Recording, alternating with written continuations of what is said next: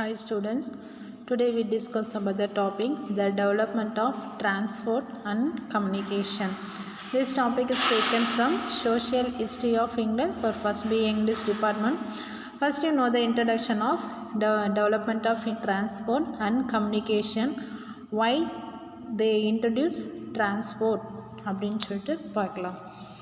Introduction. Due to the Industrial Revolution in England, tremendous changes were brought about in the field of transport and communication. They need transport facilities and communication facilities also they need in England. Without transport, without communication, they did not give the import and then export properly. So that's why they need transport facility and then communications also in England. First they start to develop their transport and then communication. In 18th century, horse-drawn coaches and boats were introduced for transport of goods and people. First transport facility க்கு எதை use பண்ணுறாங்க அப்படின்னு பார்த்தீங்கன்னாக்கல போட்ஸும் and then போட்னா தண்ணியில் போகக்கூடிய போட்டும் and then horse drawn coaches horse மூலயமா வந்துட்டு ஒரு இடத்துலேருந்து இன்னொரு இடத்துக்கு நம்ம என்ன பண்ணுறது ஏற்றுமதி செய்கிறதுக்காக வந்து டிரான்ஸ்போர்ட்டாக ஃபஸ்ட்டு இது ரெண்டு தான் யூஸ் பண்ணிகிட்ருக்காங்க. எந்த செஞ்சுரியில் வந்து இதை ஃபஸ்ட்டு கொண்டு வராங்கன்னா இன் 18th century. நெக்ஸ்ட்டு பார்த்தீங்கன்னா stage coaches were used in the beginning of the 19th centuries. அதுக்கப்புறம் கொஞ்சம் கொஞ்சமாக டெவலப் ஆகி ஸ்டேஜ் கோச் வந்து கொண்டு வராங்க. எப்போனா 19th centuryயில். The improvements in the field of transport began with the development of railways. Next வந்து இன்னும் கொஞ்சம் டெவலப் ஆன பிறகு என்ன செய்கிறாங்க அப்படின்னாக்கல ஃபஸ்ட்டு ரயில்வே வந்து கொண்டு வர்றாங்க. The railways saw a remarkable development in the period of the two Reform Acts between 1832 and 1867.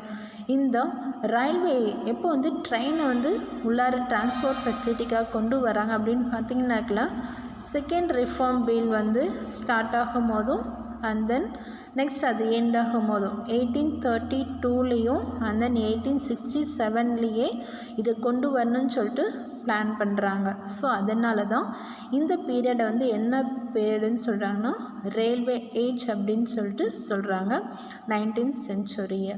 In the beginning of the 19th century, George Stephenson invented the steam locomotive which active. First 19th centuryயில் George ஸ்டீபன்சனுங்கிறவர் என்ன செய்கிறார் அப்படின்னு பார்த்தீங்கன்னாக்கல steam locomotive அப்படிங்கிற ஒரு இன்ஜினை வந்து first என்ன பண்ணுறாருன்னா ட்ரெயின் ரோடில் வந்துட்டு யூஸ் பண்ணுறாரு. ஏன்னா அப்போ தான் வந்துட்டு ஃபஸ்ட்டு ஜஸ்ட் வந்து ஒரு வெரிஃபிகேஷனுக்காக ஏதாவது ப்ராப்ளம் இருக்கா இல்லை கரெக்டாக போகுமா அப்படிங்கிறத வந்து ஆக்டிவேட் பண்ணி பார்க்குறதுக்காக வந்து ஃபஸ்ட்டு ஸ்டீம் லொக்கோமோட்டிவ் யூஸ் பண்ணி அந்த ட்ரெயின் ரோடில் வந்து யூஸ் பண்ணுறாரு. First it was used to carry coal from the mines to the factories and then it was used to carry goods and people. First வந்து எதை வந்து ஏற்றுமதி செய்கிறாங்க அப்படின்னாக்கல கோல், அதுதான் வந்து நிலக்கரி, அப்புறம் மைன்ஸ், பெரிய இந்த இரும்புகள், இது எல்லாத்தையுமே என்ன பண்ணுறாருன்னா ஃபேக்ட்ரியிலேருந்து ஒரு இடத்துலேருந்து இன்னொரு இடத்துக்கு கொண்டு போகிறதுக்காக இந்த ஸ்டீம் லொக்கோமோட்டிவ் பயன்படுத்தி என்ன பண்ணுறாருனாக்கல ஒரு இடத்துலேருந்து இன்னொரு இடத்துக்கு கொண்டு போகிறாங்க. ஃபஸ்ட் வந்து ஒரு ட்ரெயினை செக் பண்ணுறாங்க எப்படி போகும் அப்படின்னு சொல்லிட்டு. அதுக்கப்புறம் லேட்டர் கொஞ்சமாக என்ன பண்ணுறாங்க அப்படின்னாக்கல மக்களையும் என்ன பண்ணுறாங்கன்னா ட்ரெயினில் வந்து ஏற்றிட்டு போகிறாங்க. The first railway line was the one that connected the two industrial towns Stockton and Darlington. First railway எங்கே யூஸ் பண்ணுறாங்க அப்படின்னு பார்த்தீங்கன்னாக்கல ரயில்வே லைன் வந்து ஸ்டாக்டன்லேருந்து டார்லிங்டன் போகிறதுக்காக ரயில்வே லைன் யூஸ் பண்ணி அது மூலயமா அந்த மெஷினை விட்டு ட்ரையல் பார்க்குறாங்க. The speed of the first train was 30 miles/hour. ஒரு மணி நேரத்துக்கு 30 கிலோமீட்டர் என்ன பண்ண 30 மைல் வந்துட்டு அந்த ட்ரெயினால் கிராஸ் பண்ணி போக முடியுமாமா. The engine was called rocket first. அந்த இன்ஜினுக்கு வந்து என்னன்னு பேர் வைக்கிறாங்கன்னா ராக்கெட் ஃபஸ்ட் அப்படின்னு சொல்லிட்டு பேர் வைக்கிறாங்க. Later fast moving engines were invented, better compartments with more facilities were introduced.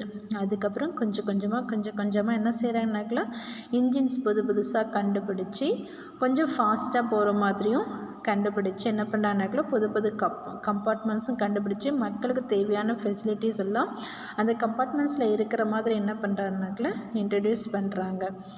Next one, George Hudson, the chief railway promoter, was called the railway king first.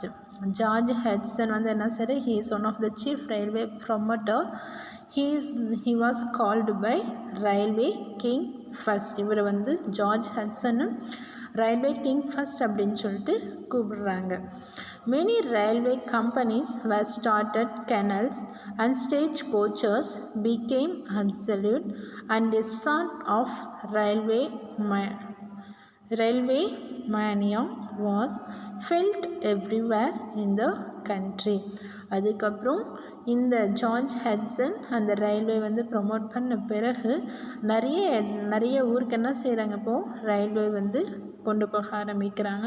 பெரிய கேனல்ஸ் அந்த சந்துக்குள்ளார போகிறது, அப்புறம் வந்துட்டு இன்னும் பெரிய இடத்துக்கு போகிறதுக்கெல்லாம் என்ன பண்ணுறாங்க அப்படின்னாக்கா ட்ரெயினை வந்து யூஸ் பண்ண ஆரம்பிக்கிறாங்க. ஸோ ஓவரால் எல்லா பிளேசஸுமே போகிற மாதிரி யூஸ் பண்ணிகிட்ருக்காங்க. In 1848 more than 5,000 miles of Britain had been covered by the railways. கிட்டத்தட்ட 5,000 மைல்ஸை வந்து கவர் பண்ணுற அளவுக்கு என்ன பண்ணியிருக்காங்கன்னா பிரிட்டனில் வந்து ரயில்வே வந்து யூஸ் பண்ணிட்டுருக்காங்க. ரயில்வே லைன் யூஸ் பண்ணி அது மூலிமா ட்ரெயினும் யூஸ் பண்ணிகிட்ருக்காங்க போக்குவரத்துக்காக. In 1890 it was nearly 2,000 miles. Several measures were taken by the government to standardize tariffs for the carriage of goods. கிட்டத்தட்ட 2,000 மைல்ஸ்க்கு வந்து என்ன பண்ணாங்கனாக்கா குட்ஸ் மூலயமா ஏற்றுமதி செய்கிறது, பெரிய பெட்டிகள் மூலயமா வந்துட்டு விளைவிச்ச பொருளை வந்து ஏற்றிட்டு போகிறதுக்காக வந்துட்டு என்ன பண்ணுறாங்கனாக்கா அதுக்கான மெஷின்ஸும் தனியாக கண்டுபிடிக்கிறாங்க. எப்போ அப்படின்னு பார்த்தீங்கன்னாக்கா 1890. The effects of the railways மூலயமா வந்துட்டு என்னென்ன வந்து அவங்களுக்கு நல்லது கெட்டது ரெண்டுமே இருக்கும். Transport of goods at cheap rate became easy. Transport facility பார்த்தீங்கன்னாக்கா அது அமௌண்ட் வந்து ரொம்ப சீப்பாக இருக்குது. அதே மாதிரி பார்த்தீங்கன்னாக்கா ரொம்ப ஈஸியாகவும் நமக்கு தேவையான பொருள் என்ன பண்ணலாம் சீக்கிரமாக நம்மளால் வந்துட்டு கொண்டு வர முடியும்.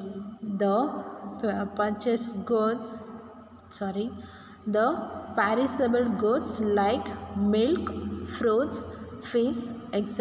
அதுவும் மெயினாக எந்த மாதிரி பொருளை வந்து ட்ரெயின் மூலயமா வந்துட்டு ஏற்றிட்டு வராங்க அப்படின்னு பார்த்தீங்கன்னாக்கா பால், பழங்கள், அதுக்கப்புறம் வந்து மீன், இது மட்டும் இல்லாமல் இன்னும் எதெல்லாம் அதாச்சும் சீக்கிரமாக கெட்டு போகக்கூடிய பொருட்களை தான் என்ன பண்ணுறாங்கன்னு பார்த்தீங்கன்னாக்கா ட்ரெயின் மூலயமா வந்துட்டு ஏற்றிட்டு போகிறாங்க. ஏன்னா ட்ரெயின் தான் வந்துட்டு என்ன பண்ணுதான் 30 மைல்ஸ் இப்போ இன்னும் கொஞ்சம் வந்துட்டு ஃபாஸ்ட்டாக போகக்கூடிய ட்ரெயினை வந்து கண்டுபிடிச்சி என்ன பண்ணுறாங்க, இன்னும் வந்து மைல்ஸ் சீக்கிரமாக போகக்கூடிய அளவுக்கு வந்துட்டு கண்டுபிடிச்சிருக்காங்க. ஸோ அப்போ வந்து பார்த்தீங்கன்னாக்கா டிரான்ஸ்போர்ட் அவங்களுக்கு வந்து இம்போர்ட் பண்ணுறதுக்கு எக்ஸ்போர்ட் பண்ணுறதுக்கு ரெண்டுத்துக்குமே வந்துட்டு எது பெனிஃபிட்டாக இருக்குதுன்னு பார்த்தீங்கன்னாக்கா ட்ரெயின் வந்து பெனிஃபிட்டாக இருக்குது. Iron and coal industries were stimulated due to the development of railways. Postal communication also increased. இப்போ வந்து கொஞ்சமாக வந்து ரயில்வே வந்து எல்லா இடத்துக்கும் வந்து கொண்டு வந்த பிறகு போஸ்டல் கம்யூனிகேஷன், அதாச்சும் போஸ்ட் மூலயமா என்ன பண்ணுறாங்கனாக்கா கம்யூனிகேஷனை வந்து டெவலப் பண்ணிக்கிறாங்க. தெரியாத லாங்குவேஜை கூட என்ன பண்ணுறாங்கன்னா கற்றுக்க ஆரம்பிக்கிறாங்க.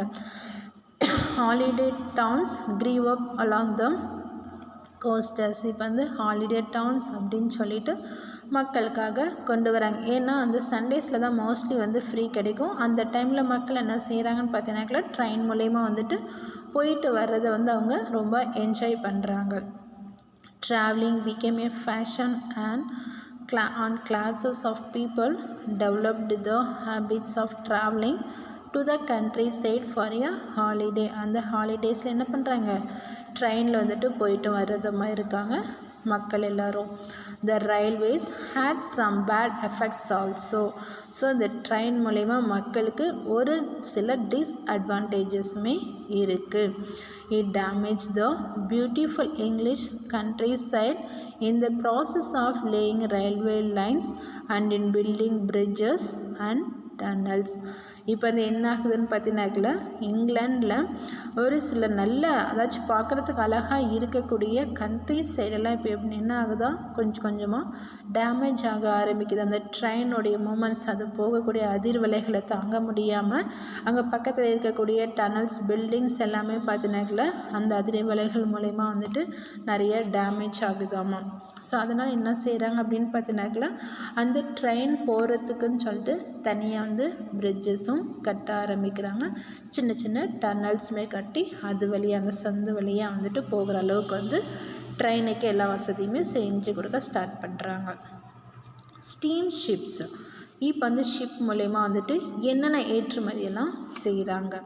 Ships began to be built of iron and steel instead of wood. இப்போ வந்து ட்ரெயினில் வந்துட்டு எதை மட்டும் ஏற்றிட்டு போகிறாங்கன்னா, இந்த milk items, fruits, fish, egg இந்த மாதிரி ஐட்டம்ஸ் தான் ட்ரெயின்லலாம். எக்கு கூட மோஸ்ட்லி கிடையாது. பட் இன்னும் இது மட்டும் இல்லாமல் இன்னும் நிறையா வந்து பவுடர்ஸ் மாதிரியெல்லாம் வந்துட்டு ட்ரெயினில் ஏற்றிட்டு போகிறாங்க. பட் ட்ரெயினில் வந்து எதை அலோவ் பண்ணால் அயன் கோல் ஏற்றிட்டு போகிறதுக்கு அப்போதைக்கு அலோவ் பண்ணுறது கிடையாது. ஸோ அதனால் என்ன செய்கிறாங்க அப்படின்னாக்கல, ஷிப் மூலயமா வந்து என்ன பண்ணாங்கனாக்கல அயான் ஸ்டீல் எல்லாம் வந்துட்டு ஷிப்பு பயன்படுத்தி பெருசாக வந்து கட்ட ஆரம்பிக்கிறாங்க. வுட்டெல்லாம் வச்சு ஷிப் வந்து கட்டி அது மூலயமா என்ன செய்கிறாங்கனாக்கல ஏற்றுமதி செய்ய ஆரம்பிக்கிறாங்க. After the discovery of the steam engine ships were driven by steam power like the railway shipping was also a private enterprise. இப்போ என்ன ஆகுதுன்னு பார்த்தீங்கன்னாக்கல, ஷிப்பெல்லாம் எல்லாமே அயனெல்லாம் வச்சு எல்லாமே வந்துட்டு மிதக்கிற அளவுக்கு என்ன பண்ணுறாங்கன்னா ஓரளவுக்கு எல்லாமே கண்டுபிடிச்ச பிறகு அதுக்குள்ளே என்ன செய்யறாங்களோ ஒரு ஸ்டீம் இன்ஜின் வந்து பொருத்துறாங்க. எப்படி வந்து ஸ்டீம் லோக்கோமோட்டிவ் ரயில்வேக்கு வந்து பொருத்துனாங்களோ அதே மாதிரி தண்ணியில் போகக்கூடியதுக்கு ஏற்ற மாதிரி என்ன செய்கிறாங்கனாக்கல ஸ்டீம் இன்ஜின் வந்து கண்டுபிடிச்சி ஸ்டீம் அதுக்குன்னு ஒரு பவர் இருக்கா, பவர் ஸ்டேரிங், அந்த பவர் ஸ்டேரிங்லாம் வச்சு ஷிப் வந்து கண்டுபிடிக்கிறாங்க. Like the railways shipping was also A private. இப்போ வந்து ரயில்வேவும் அண்ட் தென் வந்து ஷிப் மூலயமா போகிறதும் இப்போ வந்து சகஜமாயிடுச்சு. It was not aided by the government. The government passed merchant shipping act of 1875 to 1876 to prevent overloading of ship and to impose penalty. இப்போ வந்து இவ்வளோ நாள் வந்து ஜாலியாக மக்கள் என்ன பண்ணிகிட்ருக்காங்க, ஷிப்லேயும் ரயில்வேவும் ட்ராவல் பண்ணிகிட்ருக்காங்க. இப்போது இது கவர்மெண்ட் வந்து இப்போ என்ன செய்கிறாங்க அப்படின்னு பார்த்தீங்கன்னாக்குள்ள ஒரு ஆக்ட் வந்து பாஸ் பண்ணுறாங்க. That act name was merchant shipping act. This act was passed in 1875 to 1876.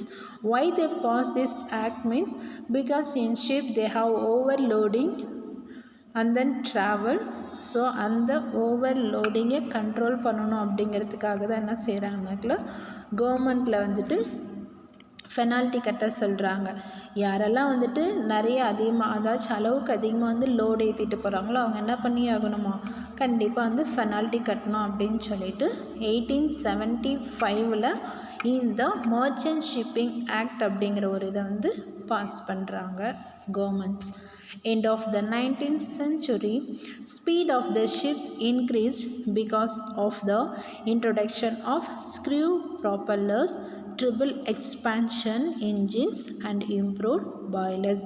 இப்போ அந்த 19th century முடியறதுக்குள்ளார என்ன செய்கிறாங்க அப்படின்னு பார்த்தீங்கன்னாக்கல ஷிப்பு வந்து ஸ்பீடாக போகிறதுக்கு எப்படி வந்து ட்ரெயின் ஸ்பீடாக போகிறதுக்கு கண்டுபிடிச்சாங்களோ அதே மாதிரி ஷிப்பு ஸ்பீடாக போகிறதுக்காக ஒரு தனியாக மிஷின்ஸ் கண்டுபிடிச்சி அது என்ன பண்ணுறாங்கன்னா இன்னும் வந்து இம்ப்ரூவ் பண்ணுறாங்க மக்களுக்கு மத்தியில். Other means of transport. In the Victorian England, light vehicles were used in towns for the local traffic. Cycles were used to cover short distances. இப்போ இது மட்டும் இல்லாமல் வேற என்ன டிரான்ஸ்போர்ட் எல்லாம் இங்கிலாந்து கொண்டு வராங்க. அதுவும் விக்டோரியன் பீரியடில் இங்கிலாண்டில் என்னென்ன வெஹிக்கல்ஸ் கொண்டு வராங்க அப்படின்னு பார்த்தீங்கன்னாக்கா சைக்கிள்ஸ். பக்கத்தில் ஒரு வீட்டிலேருந்து பக்கத்தில் ஏதாச்சும் டவுனுக்கு போகணும் இல்லை ஏதாச்சும் வாங்க போகணும் அப்படின்னாக்கல சைக்கிள் மூலயமா என்ன பண்ணிக்கிறதா போயிட்டு வாங்கிறதுக்கு தேவையான பொருட்களை வாங்கிறதுக்கு பயன்படுத்துகிறாங்க. அப்போ சைக்கிளும் லேட்டராக கண்டுபிடிக்கிறாங்க. ஃபஸ்ட்டு ட்ரெயின் ரயில்வே ரோட் கண்டுபிடிச்சி ட்ரெயின் கண்டுபிடிக்கிறாங்க. அதுக்கப்புறம் ஷிப்பு, இப்போது சைக்கிள். இந்த countries wheat mats, pony carts and dog carts were used. Only in the 20th century motor vehicles came to be used. இதுக்கப்புறம் சின்ன சின்ன இந்த கார்ட்ஸ் சைக்கிள்லே ஆல்ரெடி உங்களுக்கு தெரியும், நிறைய படத்துலலாம் பார்த்துட்ருப்பீங்க. ரிக்ஷா சைக்கிள்னெல்லாம் சொல்லுவாங்க, ரிக்ஷானெல்லாம் சொல்லுவாங்க. ஸோ அந்த மாதிரியெல்லாம் என்ன பண்ணுறாங்க அப்படின்னு பார்த்தீங்கன்னாக்கா யூஸ் பண்ணி மக்களை ஏற்றிட்டு போகிறது, இந்த மாதிரி இதுக்கெல்லாம் அந்த சைக்கிளை யூஸ் பண்ணுறாங்க.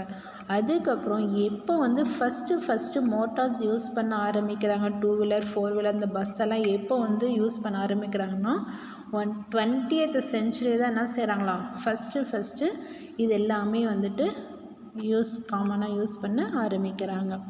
நெக்ஸ்ட் இவ்வளோ நேரம் நம்ம டிரான்ஸ்போர்ட் பற்றி பார்த்தோம். என்னென்ன டிரான்ஸ்போர்ட் வந்தது, ஃபஸ்ட்டு ட்ரெயின் வந்தது, அதுக்கப்புறம் ஷிப் வந்தது, அதுக்கப்புறம் சைக்கிள், அதுக்கப்புறம் மோட்டார் வெஹிக்கல்ஸ் எல்லாமே வருதுன்னு சொல்லிட்டு பார்த்தோம்.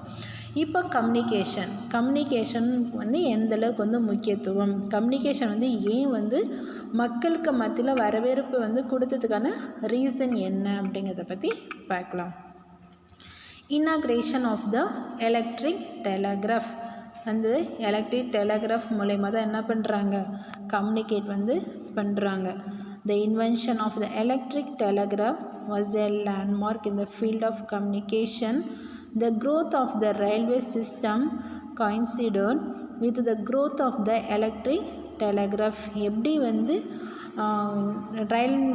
ரயில் கண்டுபிடிச்சாங்களோ ஸோ அதே மாதிரி என்ன செய்கிறாங்க அப்படின்னாக்கல எலக்ட்ரிக் டெலகிராஃப் அப்படிங்கிறதையும் கண்டுபிடிக்கிறாங்க. ஏன்னா அது மூலயமா நம்ம ஒரு மெசேஜை என்ன பண்ணலாம், சீக்கிரமாக மற்றவங்களுக்கு சொல்கிறதுக்காக தான் இந்த எலக்ட்ரிக் டெலகிராஃப் அப்படின்னு சொல்லிட்டு டெலகிராம் மாதிரி தான். அது குயிக்காக போய் சேர்கிற மாதிரி. டெலகிராம்னு நம்ம போஸ்ட் பண்ணி அது போய் சேர்கிறதுக்குள்ளார ரொம்ப லேட் ஆகும். ஸோ அதே எலக்ட்ரிக் மூலயமா நம்ம இந்த ஃபோன் மொபைல்ஸ்லாம் யூஸ் பண்ணுறோம் இல்லையா, அந்த மாதிரி அப்போ அந்த காலத்தில் எலக்ட்ரிக் டெலகிராஃப் அப்படின்னு சொல்லிட்டு இருந்தது. Samuel Morse, the America, invented the telegraph in 1844. It helped in sending government messages and it was much useful in the field of business and journalism. First அமெரிக்காவில் டெலகிராஃப் கண்டுபிடிக்கிறாங்க. எப்போனா 1844. இது ரொம்ப யூஸ்ஃபுல்லாக இருக்குது. கவர்மெண்ட்டுக்கோ இல்லை மற்றவங்களுக்கோ மெசேஜ் நம்ம சென்ட் பண்ணணும் அப்படின்னாக்கா it is very useful to communicate the information to others, and then they develop to their business and journalism also. It is very very useful. Electric telegraph is very useful to all the things. The laying of under telegraph cables resulted in greater convenience and saving time. In 1868, the first Atlantic cable was laid from Ireland to Newfoundland. The world was thus unified for trade and communication. Later அதுக்கப்புறம் telegraph மூலயமா தன்னுடைய மெசேஜை pass பண்ணிட்டுறவங்க என்ன செய்யணும், electric telegraph மூலயமா ஈஸியாக என்ன பண்ணிடுறது, நம்முடைய மெசேஜ் இங்கே உட்காந்த இடத்துலேருந்தே நம்முடைய மெசேஜ் என்ன பண்ணிடுறதுன்னா மற்றவங்களுக்கு சொல்கிறது. ஸோ இதனால் டைமும் சேவ் ஆகுது. சொல்ல வேண்டிய விஷயங்களை நம்ம என்ன பண்ணுறோம், அப்பப்போ மெசேஜ் பாஸ் பண்ணிடுறோம். இன் 1868 ஃபஸ்ட்டு அட்லாண்டிக் கேபிள் அப்படின்னு சொல்லிட்டு பயன்படுத்தி இது அந்த கேபிள் மூலயமா என்ன பண்ணுறாங்க, நம்முடைய மெசேஜை சொல்கிறது. எல்லாருக்கும் தெரியும் டெலகிராஃப்னால் என்ன அப்படிங்கிறது. அது உங்களுக்கு இன்னும் அது ஏதாச்சும் கிளியராக வேணும் அப்படின்னா நெட்டில் போட்டு பார்த்தீங்கன்னா அந்த டெலகிராஃப் எலக்ட்ரிக் டெலகிராஃப் வந்து எப்படி இருக்கும் அப்படிங்கிறது வந்து நீங்கள் தெரிஞ்சுக்கலாம். Next one, invention of the telephone. அந்த எலக்ட்ரிக் டெலகிராஃப்க்கு அப்புறம் எதை வந்து கண்டுபிடிக்கிறாங்கன்னா telephones. In 1858, Alexander Graham Bell invented the telephone, a magnetic electric method to transmit sound. அதாச்சும் பார்த்தீங்கன்னாக்கல அந்த எலக்ட்ரிக் டெலகிராஃபில் பார்த்தீங்கன்னாக்கல நம்மளுடைய சவுண்ட்ஸை வந்து நம்ம சொல்ல முடியாது. பட் இந்த டெலஃபோன்ஸில் என்ன பண்ணலாம் அப்படின்னு பார்த்தீங்கன்னாக்கல சவுண்ட்ஸையும் நம்ம வந்து ஒரு இடத்துலேருந்து இன்னொரு இடத்துல நம்ம இப்போ ஃபோன் யூஸ் பண்ணி பேசிகிட்டு இருக்கிறோம் இல்லையா, அந்த மாதிரி பேசிக்கிற அளவுக்கு வந்து என்ன பண்ணுறாருன்னா அலெக்சாண்டர் கிரஹாம் பெல் வந்து டெலிஃபோனை கண்டுபிடிக்கிறாரு. அதுவும் மேக்னெட்டை யூஸ் பண்ணி அந்த எலக்ட்ரிக் மெத்தட் மூலமா என்ன பண்ணுறாங்க, நம்முடைய சவுண்டு வந்து நம்ம பேசக்கூடிய வார்த்தைகள் அவங்களுக்கு கேட்குற மாதிரி மேக்னெட்டை யூஸ் பண்ணி என்ன பண்ணுறாருன்னா சவுண்ட்ஸ் வந்து கொண்டு வராரு. The Queen Victoria gave patronage to Graham Bell and in 1879 telephone exchange was set up. 1858 கண்டுபிடிக்கிறாங்க. பட் ஓவரால் வந்து எல்லா இடத்துலையும் இது வந்து கொடுக்கறது கிடையாது. அப்புறம் குவீன் விக்டோரியா வந்து என்ன செய்கிறாங்க அப்படின்னு பார்த்தீங்கன்னாக்கல 1879 ஓவரால் எல்லா பிளேசஸ்லையுமே வந்து இந்த டெலிஃபோன் வந்து ஒவ்வொரு வீட்டுக்கும் வர அளவுக்கு வந்து எல்லாமே பண்ணி கொடுக்குறாங்க. அப்புறம் 1890 telephone came into general use and it became the easiest means of communication in England. 1890 எல்லா இங்கிலாண்டில் இருக்கக்கூடிய எல்லா வீட்டுக்கும் காமனாக வந்துட்டு நம்முடைய கம்யூனிகேஷன் ஈஸியாக நம்ம என்ன பண்ணலாம் சொல்லலாம் அப்படிங்கிறதுக்காக எல்லார் இடத்துக்கும் வந்துட்டு அது என்ன பண்ணுறாங்க காமனாக யூஸ் பண்ண ஆரம்பிக்கிறாங்க. ஃபஸ்ட்டு அஃபிஷியலாக தான் யூஸ் பண்ணிகிட்டு இருந்தாங்க. லேட்டர் வர வர என்ன பண்ணாங்க எல்லாருமே காமனாக யூஸ் பண்ண ஆரம்பிச்சிட்டாங்க. Introduction of penny post. The penny postage was another important means of communication of the 19th century England. அதுக்கப்புறம் டெலிஃபோன் வந்த பிறகு பென்னி போஸ்ட் அப்படின்னு சொல்லிட்டு போஸ்ட்டை வந்து அறிமுகப்படுத்துகிறாங்க. என்னென்னக்கில் தேவையான விஷயங்களை அதில் எழுதி நம்ம என்ன பண்ணுறது அனுப்புறது. This system was introduced by Rowland Hill. The sender had to pay a penny to post a letter to anyone within England. அதாச்சும் இப்போ வந்து யாருக்காவது நம்ம போஸ்ட் அனுப்பணும் அப்படின்னாக்கலாம் அவங்க என்ன பண்ணலாம், அமௌண்ட் பே பண்ணி அவங்க வந்து போஸ்ட் வந்து நம்ம யாருக்கு அனுப்பணுமோ அவங்களுக்கு வந்து அனுப்பலாம். இந்த சிஸ்டம் வந்து யார் கொண்டு வராங்க அப்படின்னாக்கலாம் ரீலேண்ட் ஹில். ஏன்னா எல்லாருக்கிட்டையும் வந்து டெலிஃபோன் இருக்கும் அப்படின்னலாம் வந்து சொல்ல முடியாது. ஸோ அந்த டெலகிராஃபிக் மூலயமா நம்மளால் பாஸ் பண்ண முடியாத கூட என்ன பண்ணலாம், நம்ம போஸ்ட் மூலயமா நம்ம பாஸ் பண்ணிடுறது. In 1840 the postage stamps came into use. இப்போது லேட்டர் 1840 என்ன செய்கிறாங்க அப்படின்னாக்கல ஸ்டாம்ப் போஸ்ட் பண்ணுறோம் இல்லையா, அந்த லெட்டருக்கு மேலே ஸ்டாம்ப் ஒட்டி போஸ்ட் பண்ணுற மாதிரி அந்த சிஸ்டமும் கொண்டு வராங்க. This system was later copied by the other civilized countries of the world. இப்போ இங்கிலாண்டில் அவங்க செஞ்ச ஒவ்வொரு விஷயமும் என்ன செய்கிறாங்கன்னு பார்த்தீங்கன்னாக்கா அதர் கண்ட்ரியில் என்ன பண்ணுறாங்க செயல்படக்கூடிய அளவுக்கு வந்து எல்லா மாற்றங்களும் வந்துட்டுருக்கு. In 1855, the first street letter box was set up in London. 1855 தான் ஃபஸ்ட்டு ஒவ்வொரு ஸ்ட்ரீட்டுக்கும் வந்து லெட்டர் பாக்ஸ் வந்து என்ன பண்ணாங்கன்னா செட் பண்ணுறாங்க. எங்கன்னா லண்டனில். In 1868, the book post was established and in 1883, the post officers undertook to carry parcels. 1855 அதாச்சும் 1840 ஜஸ்ட் வந்து என்ன பண்ணல நம்ம வந்து போஸ்ட் பண்ணக்கூடிய அளவுக்கு வந்து பென்னி போஸ்ட் அமௌண்ட் பே பண்ணி போஸ்ட் பண்ணுற ஒரு இது இருந்தது, சிஸ்டம் இருந்தது. அதுக்கப்புறம் 1855 வந்துட்டு என்ன பண்ணாங்க ஸ்ட்ரீட்டுக்கு லெட்டர் பாக்ஸ் வச்சு அது மூலிமா நம்ம என்ன பண்ணுறது லெட்டரை வந்து கலெக்ட் பண்ணுறது போடுறதெல்லாம் இருந்தது. 1868 என்ன ஆனது அப்படின்னு பார்த்தீங்கன்னாக்கல நம்ம வீட்டுக்கே என்ன பண்ணுமோ போஸ்ட் வந்து வாங்கிக்கிற அளவுக்கு பார்சல்ஸ் எல்லாமே வந்து வர அளவுக்கு வந்துட்டு எல்லாமே சேஞ்ச் பண்ணி கொடுக்குறாங்க. Revolution in the press. இது மூலமா என்னென்ன ரெவல்யூஷன்ஸ் வந்து வருதுன்னு பாருங்கள். During the region of Queen Victoria, most of the English people were literate, and a wider section of the society developed the habit of reading newspaper. இப்போ வந்து என்ன ஆகுதுன்னா, மக்கள் கொஞ்சம் கொஞ்சமாக வந்து என்ன பண்ணுறாங்க, இங்கிலாண்டில் இருக்கக்கூடிய மக்கள் வந்து நிறைய விஷயங்களை வந்து படித்து தெரிஞ்சிக்க ஆரம்பிக்கிறாங்க. யாரோட பீரியட்னா, குயின் விக்டோரியாவுடைய பீரியடில். ஸோ அந்த டைமில் என்ன செய்கிறாங்கனாக்கா, நியூஸ் பேப்பர்ஸ் வந்து பப்ளிஷ் பண்ண ஆரம்பிக்கிறாங்க. இப்போ நியூஸ் பேப்பர் ரீடர்ஸும் அதிகமாயிட்டாங்க. மக்கள் சொசைட்டியில் இருக்கக்கூடிய மக்கள் வந்துட்டு டெய்லியும் நியூஸ் பேப்பர் படிக்கிறத வழக்கமாகவும் மாற்றிக்கிட்டாங்க. In this period there was a revolution in the press. இந்த டைமில் தான், இந்த மாதிரி டைமில் தான் ப்ரெஸ்ஸுக்குள்ளாரியே சண்டைகள் வந்து ஸ்டார்ட் ஆகுது. The famous English paper were Daily Herald, Daily Mail, Daily Express and the times.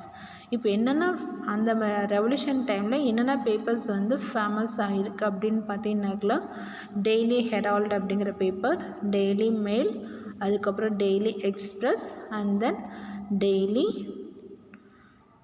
Times அப்படிங்கிற பேப்பர் வந்து பப்ளிஷ் பண்ணியிருக்காங்க. Conclusion. The development of transport and communication resulted in the increase of trade, which increased the national wealth. England was closely connected to the other countries of the world. மெயினாக என்ன ரீசனுக்காக development of transport and communication வந்து ஏன் வந்து start பண்ணாங்க அப்படின்னு பார்த்தீங்கன்னாக்கா, main reason ட்ரேடை வந்து இன்க்ரீஸ் பண்ணுறதுக்கு. நம்மளுடைய நம்ம வந்து நம்ம நிலத்தில் விளைச்சது, இல்லை நம்ம வந்து செஞ்ச இண்டஸ்ட்ரியில் வந்து செய்யக்கூடிய பொருட்கள், ஃபேக்ட்ரிஸில் செய்யக்கூடிய பொருட்களை ஒரு இடத்துலேருந்து இன்னொரு இடத்துக்கு ஏற்றிட்டு போகிறதுக்காகவும், இம்போர்ட்டுக்காகவும் எக்ஸ்போர்ட்டுக்காகவும் என்ன செய்கிறாங்கனாக்கில் நம்முடைய வளர்ச்சியை வந்து இன்க்ரீஸ் பண்ணுறதுக்காக தான் மெயினாக டிரான்ஸ்போர்ட்டையும் கொண்டு வராங்க, கம்யூனிகேஷனையும் கொண்டு வராங்க. இது மட்டும் இல்லாமல் நேஷ்னல் லெவலில் நம்மளுடைய வெல்த்தை டெவலப் பண்ணுறதுக்காகவும், எல்லா விஷயத்துலையுமே டெவலப் பண்ணுறதுக்காகவும் கொண்டு வராங்க.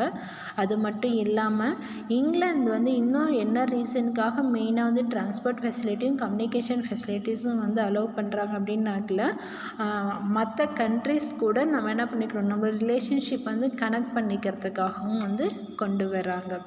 Foreign goods became cheap and there was a risk in the standard of living of the people of England. என்ன ரீசன் இன்னொன்று பார்த்தீங்கன்னா, ஃபாரின் குட்ஸ் வந்து ரொம்ப சீப் ரேட்டுக்கு கிடைக்கும்.